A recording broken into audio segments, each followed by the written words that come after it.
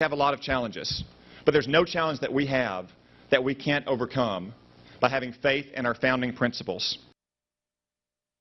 Arkansas GOP congressional candidate Tom Cotton at his victory speech earlier this month. Tom joins me now to talk about, among other things, the Tea Party's influence in the Deep South.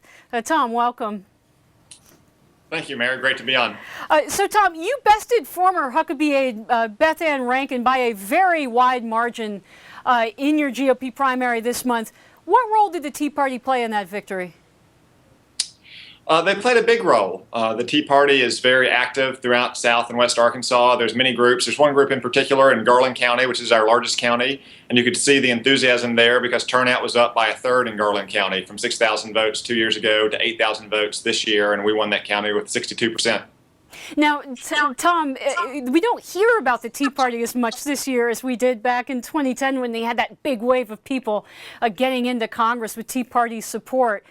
From your vantage point there in Arkansas, is this a movement that's confined to just a few districts, or is the Tea Party really having a big influence on the Deep South this election season?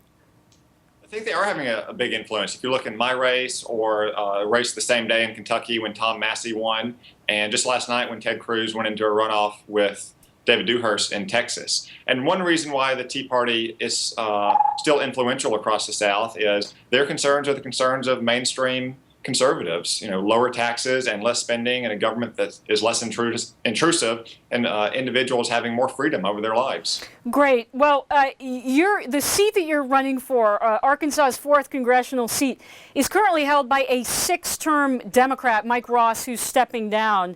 Are independents really leaning that far to the right this year, far enough for you to win a Democratic seat? I mean, what's your sense from the campaign trail? I think I know what you're going to say, but give me your sense from the campaign trail.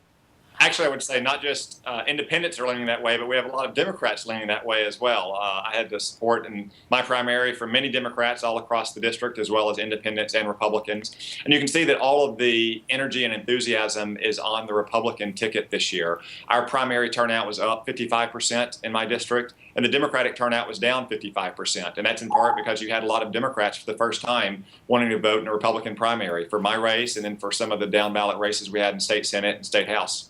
I'm talking to GOP congressional candidate Tom Cotton, who is joining us from home in Arkansas. Tom, I just wanted to turn briefly to the Democratic side. You mentioned that there wasn't a lot of enthusiasm on that side in terms of turnout. Now, State Senator Gene Jeffries is in a runoff with a Hot Springs lawyer, Byram Hurst. I noticed the national part of the Democratic Party is already weighing in with attack ads against you, even though they don't have a candidate yet. How are they trying to generate support, and what kind of role is the union playing in that runoff? Well, the Washington Democrats are attacking me for doing things that I think Arkansas Democrats and certainly Arkansas Republicans are pleased that I want to do, which is things like saving Medicare by introducing choice and competition the way Paul Ryan or Jim Jordan have proposed, or ensuring that our tax code is fair and simpler and gives small businesses and big businesses alike a fair shake.